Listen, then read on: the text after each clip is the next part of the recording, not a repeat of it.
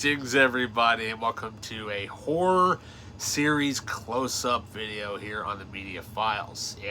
So we've discussed Freddy Krueger, but we need to talk about the other two guys in the franchise. We're going to take a look at my entire Friday the 13th collection. I didn't think I was going to talk about all of the Nightmare on Elm Street movies, but hey, why not? Because they were all right there. So, this time, who are we going to talk about? Well, why don't we just talk about everybody's favorite hockey mask wearing maniac, Jason Voorhees, in the Friday the 13th series, right here on the Media Files.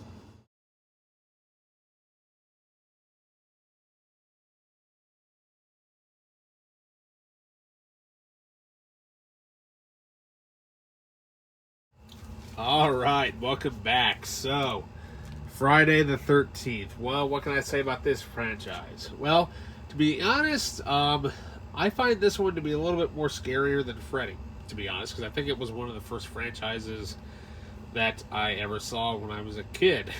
I didn't mean to watch it at the young age, but what can I say? It was on TV one time, and I remember my cousin and I were flipping through channels and stuff like that, and we kind of came across this movie that looked a little creepy. But we'll explain that when we get there. So first off, we have the totally awesome deluxe editions of the Friday the 13th franchise. Unfortunately, I do not have the Scream Factory box set. I really want to get that set. Hopefully someday I'll be able to get it. So we'll have to deal with these for now. So first off, we have the Friday the 13th Deluxe Edition, the uncut version of Friday the 13th, the original film from 1980. So what can I say? It's such a great movie, really creepy. Directed by Sean Cunningham. Written by Victor Miller. We don't need to go into that whole shabab about what happened with the legal lawsuits, but this was not the first movie that I ever saw in the franchise. So, no, I mean, it's a very, very creepy movie because you have no idea who the killer is until the very end of the movie. Now, granted, mind you, the film itself is not really uncut. If it is, there's maybe like just a tiny bit of changes here or there. Not by much. But so, here we have starring Betsy Palmer as Jason's mama, as well as Adrienne King as the lead girl. I cannot remember what her name is. So, what can I say? These, if you really if you want to find these on DVD, these are the versions to get on DVD. Loaded with great bonus features, though, by the way. So here we have commentary by director Sean S. Cunningham with cast and crew. Fresh takes, new tales from the Friday the 13th. The man behind the legacy is Sean S. Cunningham. A Friday the 13th reunion. Lost Tales from Camp Blood Part 1. Now that is actually a fan series that is made exclusively for this DVD set, which is awesome. As well as the theatrical trailer. And sadly, the disc art is generally Paramount, and their typical gray or white, background. It sucks. Really wish we had disc art for this. So up next we have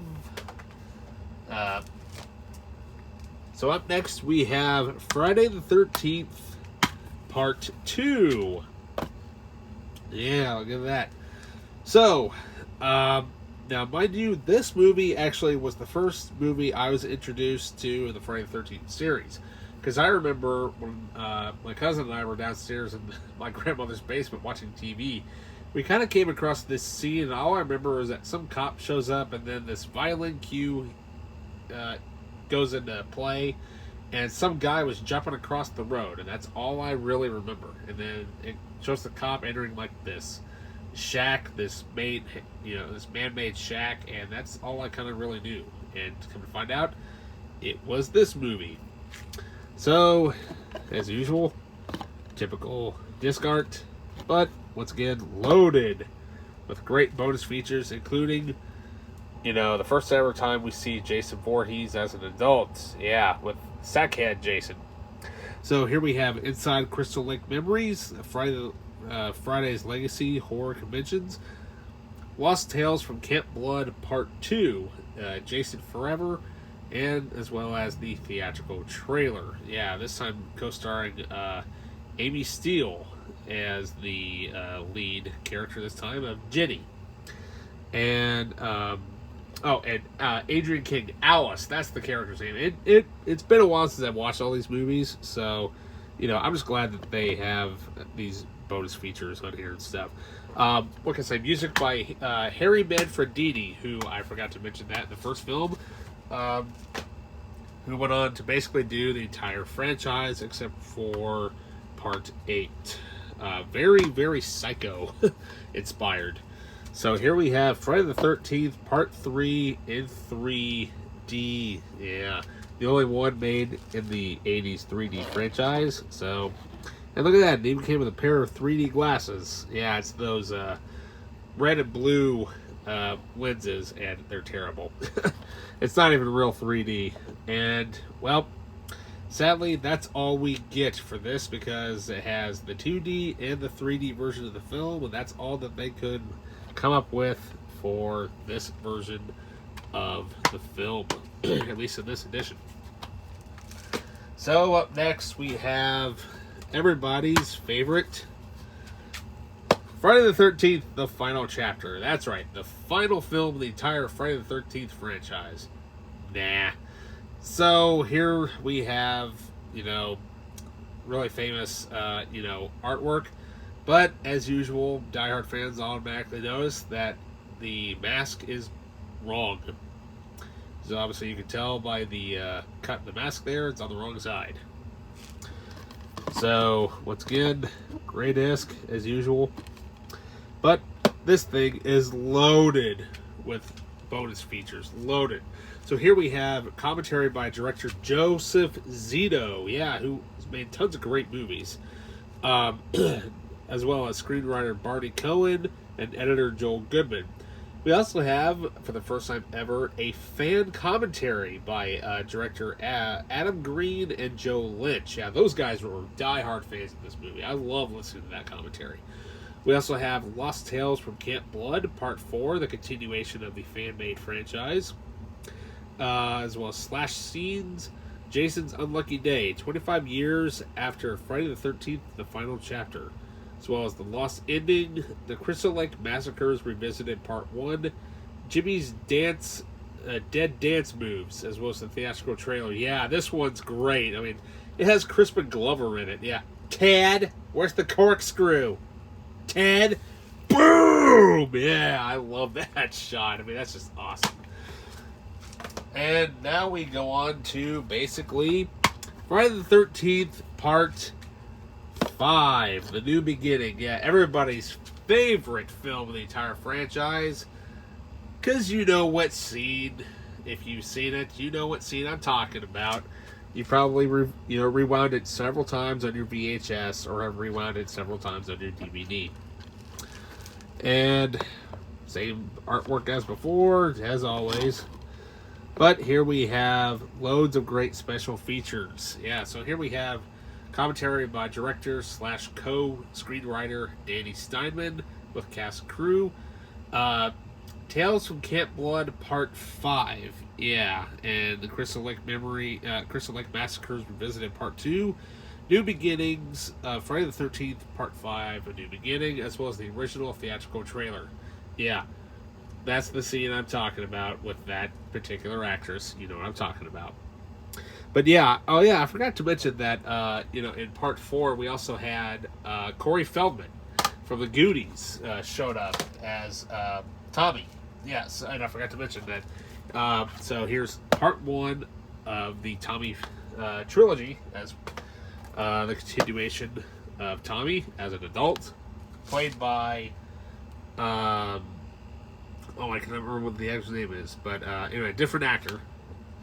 And finally, the third film in the Tommy Jarvis trilogy, one of my personal favorites that I absolutely loved, is Friday the 13th Part 6, Jason Lives. Yeah, I love this movie. This is probably my favorite one out of the entire franchise when it comes to you know the story really.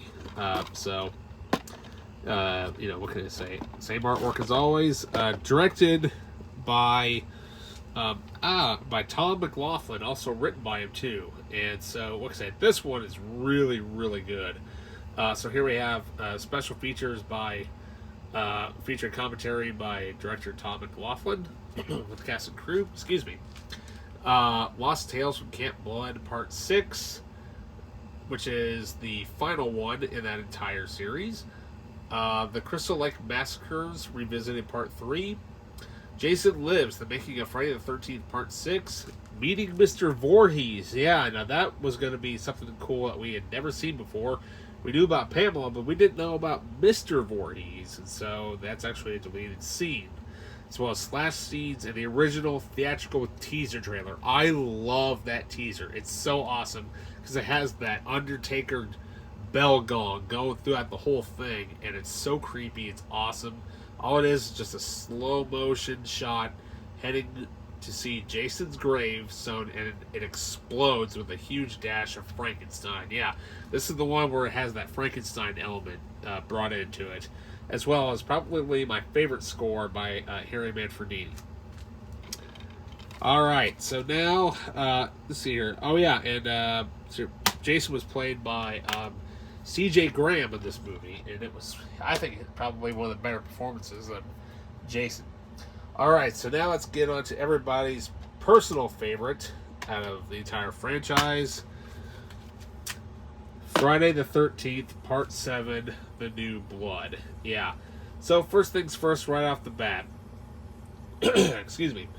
So, the knife Jason's holding in this cover art, he never uses in the movie. And that actually, I think that version of Jason, I think, is actually from Part 6, actually, now that I think about it, because we all know what this Jason looks like. Portrayed for the first time by Kane Hodder, yeah, who would go on to do the rest of Jason in the series throughout its original run. So, yeah, what can I say? And so, in my opinion, this movie is probably the scariest Jason out of all of them. I don't know why. Probably because I saw this one at a young age, and the score for that opening credits still gives me the creeps. And there's a specific scene which happens during this little sequence. It's like right after the mask is ripped off, you know, spoilers, and Kane makes this weird, like, gasping, like how dare you type of, you know, look on his face or whatever. It creeps me out. But then later shots, it kind of reminds me of Spawn a little bit. So yeah, so here we have the killer commentary by director John Carl Buechler and actors Laura Parr Lincoln and Kane Hodder. Yeah, so basically this one is Jason meets Carrie, is basically what everybody calls it. So here we have Jason's Destroyer, the making of Friday the 13th Part 7, scenes intro, scenes, mind over matter, the truth about telekinesis, makeover by Maddie, a little touch-up, work my ass. Yeah, that's a famous line from this movie. But also, this movie is notoriously remembered for being completely butchered by the MPAA, because they'd had enough of that gore and violence, and they wanted to trim it down, and has one of the best kills ever in the entire franchise, the Weed Whacker, as well as the sleeping bag hit. Yeah, so that one is probably the scariest one out of all of them, because there's just certain scenes in there that make me twitch still. I don't know why. But, oh yeah, another bonus thing about this movie is that this is actually the first time we actually see Jason being revealed by a lightning flash. And if you know what scene I'm talking about, that's the first time that's ever happened in this series. Yeah, so fun fact. So up next we have, well, the weirdest one of the franchise. We have Friday the 13th, Part 8, Jason Takes Manhattan. Yeah, this one's weird and whatnot, and it's alright, but yep, this is the one that everybody's on the boat. Basically, you might as well just call it Jason Part 8, Jason Takes a Boat Trip instead. So, same art as always. And so there's that real creepy shot of Jason. Yeah. Um, so this one has some bonus features on it. So here we have the commentary by Scott Reeves, Jensen Daggett, and Kane Hodder. New York has a problem. The making of Friday the 13th Part 8, Jason Takes Manhattan, as well as slash scenes and a gag reel. Yeah, this is the one where he goes to New York, and it's the one where the guy goes, "You're dead meat, slime bag," and all he does is show his face, but we don't know what it looks like. But another interesting tidbit about this movie is that the scene that Jason throws the guy at in a diner through the window, or through the, actually not the window, the mirror, that's Ken Kersinger, who would go on to play Jason in Freddy versus Jason. All right, so up next, we have the final film of the original run, Jason Goes to Hell, The Final Friday. Yeah, for some weird reason, I got this and I decided to trim down the case for some awkward reason. I really need to replace the case on this. So, it has the unrated and the R-rated versions of the film. And lo and behold, this one's probably the one that I've watched probably the second most. I don't know why. But this one has the return of Harry Manfredini, who did the score. Yeah, I forgot to mention that. On Part 8, he did not do the score to this film. Fred Mullen did the score for Part 8 because I think Manfredini was busy doing, Deep Star 6 at the time, and he was unavailable to do it. But here we have some great bonus features. We have two versions of the film, the unrated cut and the R-rated cut. Yeah, big difference between the two. Unrated cut, a lot gorier than the R-rated version. But we also have it's widescreen, 5.1, blah, blah, blah, same thing. But here we have the filmmaker commentary with director Adam Marcus and screenwriter Dean Lorey. TV version, alternate scenes, A Jump to a Death, and the original theatrical trailer. Yeah, so apparently this one didn't do very well, so it kind of, killed the franchise. But, what can I say? It definitely leaves a bitter taste in a lot of people's mouths, especially. But, hey, look, we have cover art. Yeah, we have that real creepy, ugly looking thing or whatever it is. But, it's... Yeah, but I don't know. There's just certain sequences in this movie that I absolutely love. Like there's this shot where the lead actor, who was it? John LeMay, is down this cop hallway and it has this really cool shot of him in slow motion firing the gun at Jason, which is awesome, by the way. So that would be the last film, basically for Jason for quite a number of years. Until we got to the early 2000s, and we managed to get Jason X. Yeah, or in this case, Jason Returns and Goes to Space. Yeah. So, once again, I decided to, cut off the thing and just to make it slimmer, because at the time I had no room. I'll have to buy these two movies again. But what can I say, though? It's not too bad, but it has that real creepy shot that I love of a close-up of Jason's face where his eye quenches at the one cop. He's like, "You're mine." And so here we have loads of great bonus features. So here we have filmmaker commentary with director Jim Isaac. Sadly, this would be his last film that he would make, as well as early horror director Todd Farmer. Yeah, who would go on to do... let's see here. He would go on to write the My Bloody Valentine remake, as well as do some awesome films, including Drive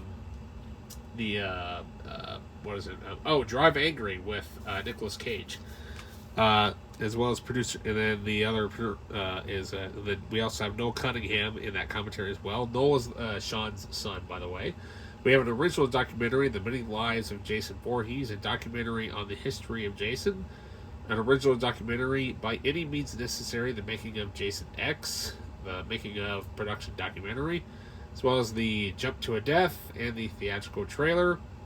And we also have DVD-ROM content, including the script to screen, a link to the original website, which probably is no longer around, and the hotspot. Okay, so there we go. Not bad. It is what it is, but hey, what can we say? we got disc art, and it's the same thing. Alright, so as previously mentioned, we're going to go in order here. So here we have, once again, Freddy versus Jason. So we all know about that movie, and we'll just do a close-up video of this at a later date, and we'll have talk about the bonus features. So after a while, we wouldn't get anything on Jason for quite a long time. Really until, like I said, towards the end of the early 2000s, rumors were going around that we were going to get a new Friday the 13th film. And we're like, sweet, are we finally going to get one? Sure enough, we did. We got a reboot. Friday the 13th, The Killer Cut. Yeah, so interesting thing about this particular thing is that here it is, we have the Killer Cut, but the disc that I have in here actually is the original theatrical version, which is kind of weird. It's just kind of how it was when I bought it. But so supposedly it has for the rebirth of Jason Voorhees for new movie era, as well as additional slash scenes. Yeah, this movie is great, by the way. It's almost like a hybrid of 1 through 4. Directed greatly by Marcus the Spell, produced by Michael Bay's production company, Platinum Dunes, but written by Damian Shannons and Mark Swift, who would go on to do who actually wrote the Freddy vs. Jason movie. So yeah, that's the DVD version. But we also have the Blu-ray, yeah, which has awesome creepy content. You know, that cover there is so weird because you got Jason staring at you right in the face. I remember when I first saw that picture online, I was like, oh god. You know how it is, you look at certain photos and you stare at the eye and you're like, ooh geez. So here we have the Killer Cut version of the film, as well as the DVD with digital copy. Yeah, now the digital copy, that is what was on the disc originally when digital copies were first starting to come around. They're no longer on paper sleeve. They weren't on paper sleeves back then. Well, they were, but when you typed in a code or whatever, then the movie itself would download save onto your hard drive. It wasn't stored on a cloud server. But this one is pretty cool because it also features the original theatrical release and the extended cut. Yeah. So what's cool about it is that the original theatrical version runs at 97 minutes. The extended version runs for 106 minutes.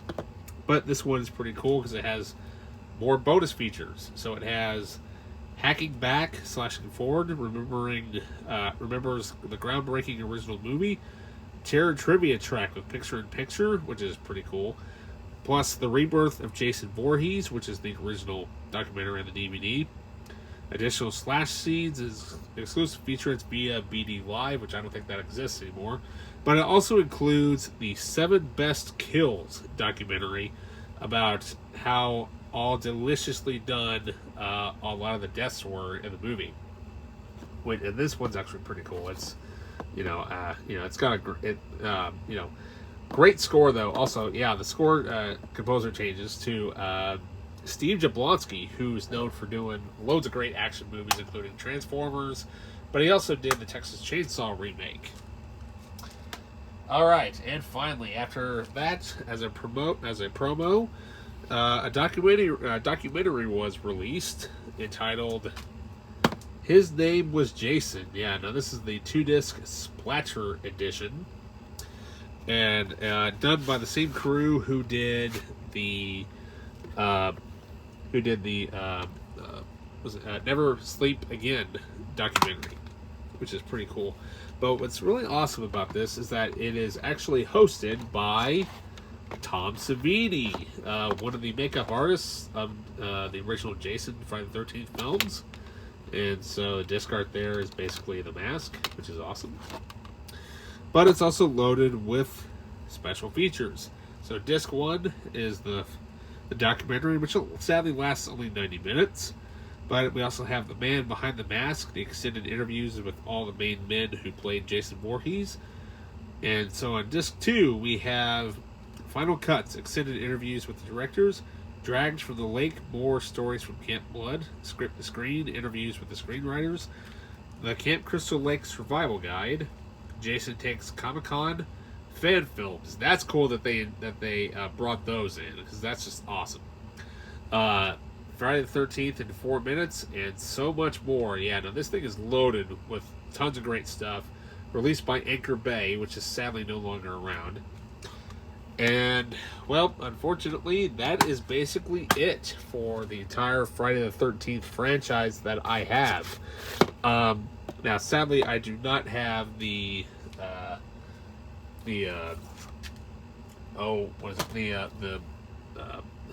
actually 2 things that I don't have, or rather 3 things that I don't have in the franchise. I don't have the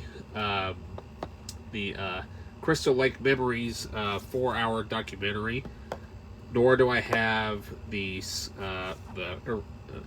TV series. But you know, what can I say? It's you can if I ever find them, I'll probably hope to get them at some point. But you know, I mean, what can I say? You know, beggars can't be choosers. But like I said, I really want to get that box set from Scream Factory, because that's one that is kind of hard to find, and you know, what can I say? It goes for a pretty penny these days. So yeah. So that's a look at my entire Friday the 13th series collection that I have on physical media. And with that, you know, I'll put links in the description down below for everything. And with that, keep your spook on, like, subscribe, hit that notification button. And with that, I'll see you later.